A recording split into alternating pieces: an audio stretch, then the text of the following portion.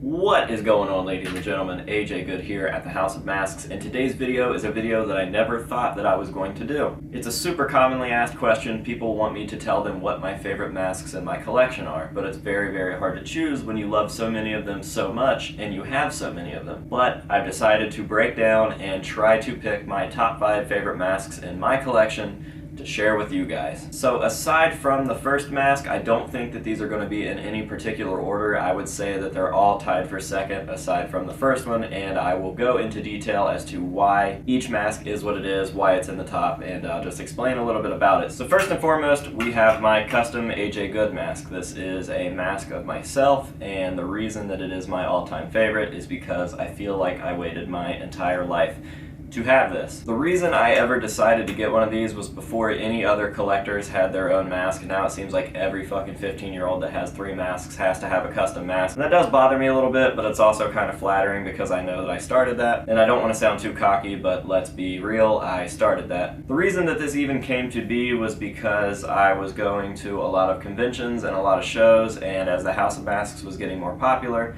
people wanted photos with me and wanted photos of me, and I just thought that it was really weird to see this stupid fucking white dorky kid in a photo like this with somebody, and I just never quite felt comfortable or like confident doing that. So I thought, why not do what everything that I look up to has done, and that is have your own look. So I took a lot of inspiration from a lot of different things that I enjoy. The premise of the mask was a possessed version of myself.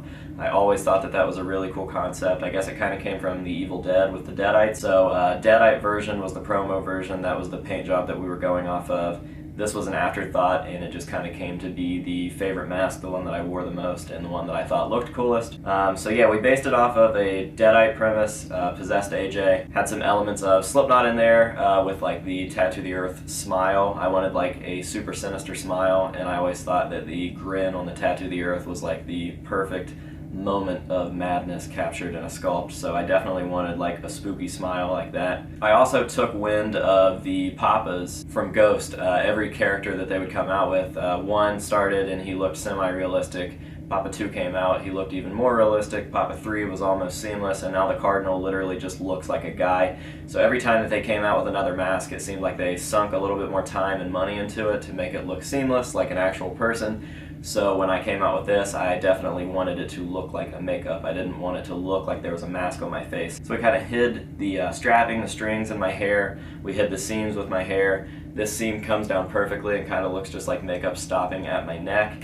And then, of course, once I have eye makeup on, you can't tell that that's on there or whatever. I black my mouth out underneath, and it just looks like a very, very sinister smile on a realistic face. Connor DeLess is the artist, and as you guys probably know, he is killing it. He is probably one of the greatest sculptors that I know, and it's insane because he is young as fuck. He's younger than me, and he's out here doing this shit better than people that have been doing it for 30 or 40 years. So he absolutely killed this thing for me. I gave him the general concept and idea, and he did what he did, and that is definitely my favorite mask. So that is why that one takes the top spot.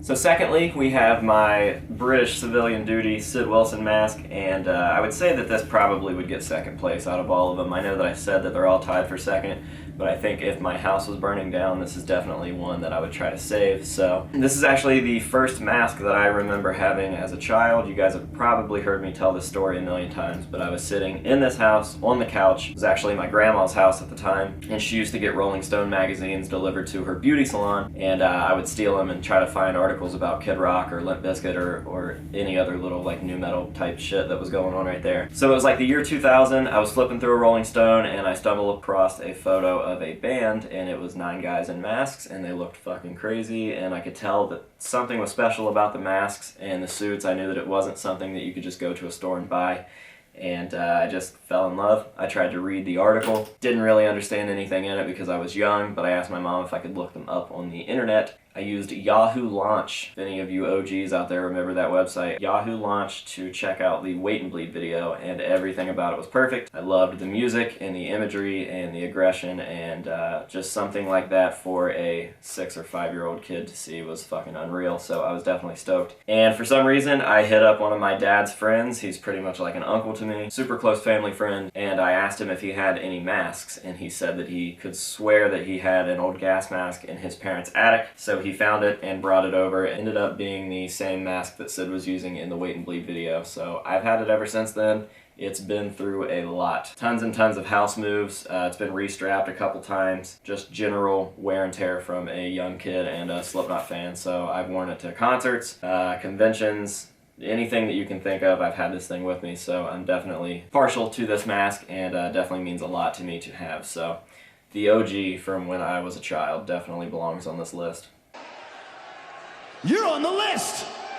So I'd say next on the list is going to be my Distortions Unlimited Mini Vampire. There are 2 different versions of this that are known. I believe that I have the only gray copy that anyone has ever seen or is out there. I think there's 3 or 4 known copies in existence, and they're all white except for this one. And the white ones are cool. I actually have a white one that was stage used by Mushroomhead in the bedroom, but I just am super partial to this paint job. Really, really like the collars along with the choppy old 90s Halloween sculpt. When I see this, I just instantly think of 90s Halloween, and I'm definitely stoked about it. And it's hilarious because if you talk to Ed Edmonds about this mask, he doesn't remember sculpting it. It probably took him an hour to do this entire thing. So it's just funny that stuff that can make such a big impact on someone else's life, somebody might not even remember. And I have talked to Ed Edmonds about this a lot. They don't have any idea where the original mold is, and they have no idea why it's so rare, because it was just a kid's Halloween mask that was sold in stores, so they probably made thousands of them, but for some reason only 4 or 5 copies are out in the world today. When I finally got a hold of one of these, there was an ad on Craigslist that my buddy Mike Covert let me know about, and I was able to talk the guy into shipping it to me. I took it to Mask Fest and showed it to Ed, and we had a long conversation about it, and then I asked him to sign it for me, so this one's actually signed by Ed. And I didn't do that because I'm like an Ed super fan. Me and Ed have been really good friends for years now. I just wanted it signed by him because it felt like it came full circle. This mask that he had no idea about, even though he was the creator, got brought back to him, and I got to tell him like exactly how much this mask means to me and stuff, so it was kind of cool. He was super hesitant on signing it. He did not want to ruin my mask.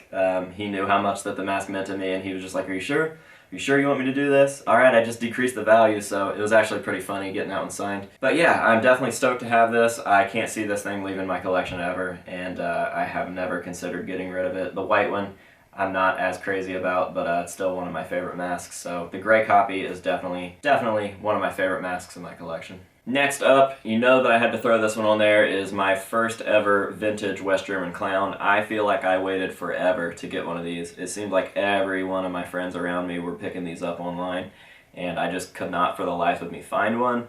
And I refused to pay the $1,100 that other collectors wanted to sell these. And they have gotten less rare over the years. It seems like everybody that wanted a vintage clown has pretty much picked one up. And I've even had 4 copies myself, but I have never ever considered selling my OG. This is the first copy I got. Mike Covert hooked me up, sold it to me for $100, which was an insane steal.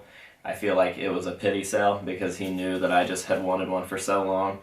And it definitely is perfect. This is like the perfect copy. I absolutely love this copy. I love the hair on it, and these things are just special. It's no wonder why when Sean saw this, he knew that he had to buy it and have it in his life, and look what it did for him, because now we have Slipknot. So for anybody that is unfamiliar, this is pretty much the mask that started Slipknot. Not to say that it started the band or anything like that, but to say that they definitely have the imagery and everything that they have because of this mask. This was the mask that Sean wore to practice and didn't want to take off. Became the clown. Everybody else wanted to have masks, so then they did. And yeah, this is just kind of a grail for Slipknot collectors. They do make new gen copies, but they kind of look like shit, and they're not even made by the same person. So you can get one and convert it. It's kind of like a sin to convert the OGs because they're perfect the way that they are, and they're super fucking rare. But yeah, there's something special about the old copies. There's something about the way that they smell, and their vinyl is so thin that they pretty much melt in your hand. I don't know, I've just never overlooked this mask, so I'm very grateful to have this one, and it won't be going anywhere as long as I'm alive. And once I have a collection room, I will have it back under glass, so definitely belongs on the list, for sure. You just made the list! Okay, last but definitely not least is not even a mask, but I'm going to go ahead and throw it on the list because it is made by Distortions. It could be a mask if you wanted it to be, and it's just special. I love having this thing, and it is what it is. So we have a Distortions Unlimited Beheaded Illusions zombie prop. For those of you guys that are well versed in Buckethead, this is called Herbie. This is what Buckethead uses to do the samples in his songs or do interviews. Rarely when he does them, he will talk through this puppet, and it's just a very strange piece of art. I don't know why it's so weird, and I don't know why I like it so much, but it is a very, very strange prop. Couldn't fit Buckethead any better, and when I had the chance to buy this copy, I knew that I had to take it, so I think I paid $200 or something from Mike Covert once again. And it's flawless. It's painted exactly like Buckethead's. I can't think of any other collectors that have one that's painted just like his, especially not a vintage copy. There are people reproducing these now. They're having like newer gen copies repainted to match mine, and that's totally cool because this guy is the OG, and it's the only one that I can think of that's painted just like Buckethead's. And I just love Herbie. I love having him around, and I love looking at him. And sometimes I'll just come in here when there's nothing going on, and I'll get him out and mess around with him. And I think once you own one, you will understand, especially if you're super into Buckethead or whatever. But aside from that, it's just a cool old Distortions piece. And Distortions is hands down one of my favorite mask companies of all time, so I love a lot of the old choppy 90s stuff that they did. Herbie definitely fits in that weird little genre there, so yeah, that's just about it. I think that's my top 5 favorite masks in my collection. The list could go on and on. I could talk about my favorite masks in my collection all day long, but we would end up covering way too many, so I tried to keep this one down to 5. Definitely have some close runners up, and maybe I'll do a video on my top 5 runner-up, second place, whatever, favorite masks in my collection one day, but for now, this is what you get. Hope that that answered some of your guys' interest in my top 5 masks or my favorite masks in my collection or whatever. And if it did, let me know down below. Maybe I'll do like my least favorite, or if you guys want to see the runner-up, let me know. Whatever. But yeah, I hope you guys enjoyed the video, and we will see you later. Oh, you know what? Just for fun, to see how many of you guys finish this video and to see if you guys want to interact, let me know your top 5 favorite masks in my collection. I think that would be interesting. So if you made it this far, go down below, think about my collection, and comment your top 5 masks that you would want out of it or whatever. So yeah, see you later. You just made the list! Oh no! Oh, here we go.